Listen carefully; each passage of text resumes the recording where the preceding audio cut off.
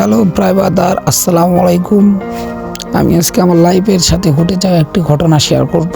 কে জানতো 2/1/2026 রোজ শুক্রবার আমার দিনটা একটি কাল হয়ে দাঁড়াবে। আজকের দিনটা আমার জীবনে খেলার শেষ দিন। এই যে আপনারা দেখতে পাচ্ছেন, আমি মাঠে নামার জন্য প্রস্তুতি নিচ্ছি।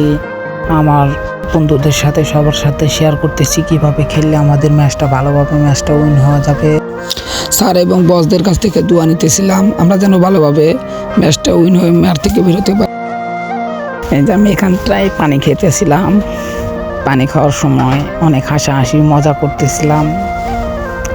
একটু পর আমার স্যার আসবে, তো আমার স্যার এসে কি বলে সেটা আপনারা শুনেন। এটা হলো আমার বন্ধু স্বপন। আমাদের অনেকে আছে, আমাদের বস আছে, এখানে সবাই আছে আমাদের ফ্লোরের। তো আমার যখন সমস্যা হয় তো তারা সবসময় দেখে রিয়াজুল ভাই, সজীব ভাইয়ের মতো মানুষ হয় না, মুমিন বস। তো এখানে সবাই আমরা হাসি আড্ডা দিচ্ছিলাম। হাসি আড্ডার মাঝে আমাদের স্যার এসে কিছু কথা বলবে, তো সেগুলো আমি ভয়েস না দিয়ে আপনাদের স্যারের কথাগুলোই শোনাবো। আপনারা স্যারের কথাগুলোই শোনেন মন দিয়ে। স্যারে দোয়া করে দিতেছে।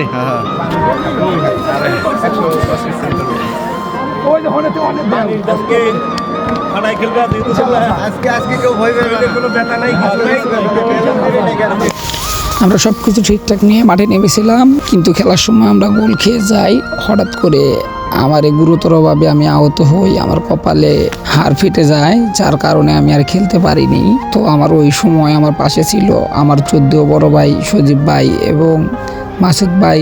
তারা আমারও অনেক হেল্প করছে, হসপিটালে নিয়ে গেছে। সম্ভবত আমি আর জীবনে ফুটবল খেলতে পারবো না, আমার সেরকম অবস্থা হয়েছে।